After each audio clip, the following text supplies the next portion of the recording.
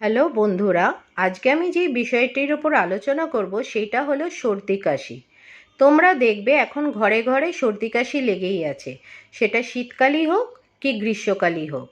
এখন কথা হচ্ছে, আগেকার দিনে আমাদের মা ঠাকুমারা কিছু ঘরোয়া পদ্ধতি ব্যবহার করত এই সর্দি কাশির হাত থেকে রক্ষা পাওয়ার জন্য। সেরকমই আজকে আমি একটা ঘরোয়া পদ্ধতি তোমাদের বলছি, তোমরা যদি চাও এটা ব্যবহার করে দেখতে পারো। সেটা হচ্ছে 12টা তুলসী পাতার সঙ্গে 6টা গোটা গোলমরিচ তোমাদের খালি পেটে চিবিয়ে একবার খেতে হবে। আবার লাঞ্চের আগ দিয়ে অন্তত 1 ঘন্টা সময় আগে তোমাদের আবার 12টা তুলসী পাতা সঙ্গে 6টা গোটা গোলমরিচ চিবিয়ে খেতে হবে। এইভাবে তোমরা 3 দিন এটাকে খাবে। আর যাদের একটু বেশি লেগে গেছে তারা এটাকে 5 দিন কন্টিনিউ করবে। তোমরা করে দেখো, আমার মনে হয় তোমরা উপকৃত হবে। আজকে এই পর্যন্ত। ভিডিওটা যদি ভালো লাগে তাহলে একটা লাইক করে দিও আর সাবস্ক্রাইব করে দিও।